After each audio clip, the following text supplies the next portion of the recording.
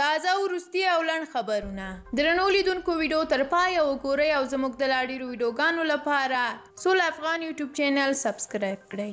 کابل په کابل کې د چین سفیر وانګ یو د اسلامي امارت د بهرنیو چارو وزارت له سرپرست وزیر سره په لیدنه کې ډاډ ورکړی دی چې دوی به د جنغوزیو د صادراتو لپاره ټول شرایط بشپړ کړي او ډېر ژر به دغه هیواد ته د جنغوزیو د لیږد پروسه پیل شي. همدارنګه بلخوا بیا د اسلامي امارت یو چارواکي د پولیسرخي زندان د بیا پرانیستل کېدو خبره کړې ده. دغه چارواکي ویلي دي چې دوی د پولیسرخي زندان د پرانیستلو لپاره په تیاری لګیا دي او د دې لپاره یې یو شمېر ساتونکي روزلي دي ترڅو هر څه ژر د دغه زندان چارې سمبال کړي.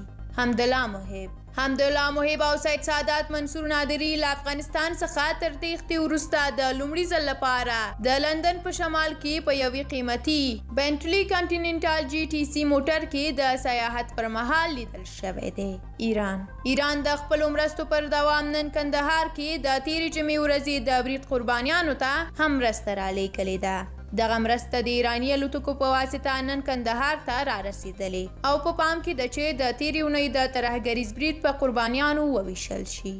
کرزی پخوانی ولسمشر حامد کرزی وایي چې په ټولو هیوادونو کې ملي مشروعیت درلودل د نړیوال رسمیت اساس دی او امارت باید لومړی د خپلې حکومتولۍ لپاره داسې اساسات رامنځته کړي چې پکې لومړني اساس ملي مشروعیت وي او دغه مشروعیت یا د ټاکنو او یا هم د افغانستان د وضعیت په پام کې نیولو سره د لویې جرګې له لارې رامنځته کیدی شي. روغتیا نړیوال سازمان د روغتیا نړیوال سازمان وایي د راتلونکي میلادي میاشتې نومبر په 8 نیټه به ټول افغانستان کې د ګوزڼ ضد واکسین تطبیق پیل شي.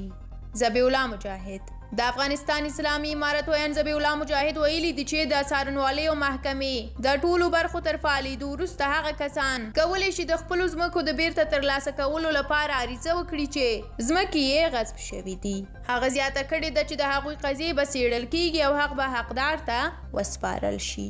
او د پای خبر همدا چې سیمه‌یي سرچینې وایي چې کندهار ښار کې د 100 لیټره ډبې غوړیو نرخ 200 افغانۍ کم شوی دی. درنو لیدونکو ډیره زیاته مننه چې د ویډیو تر پایه راسره وئ. که غواړئ د نورو همداسې خبرونو څخه خبر شئ نو د سول افغان یوټیوب چینل سبسکرایب کړئ. تر بیا مو الله مل شه. ښه وخت ولرئ.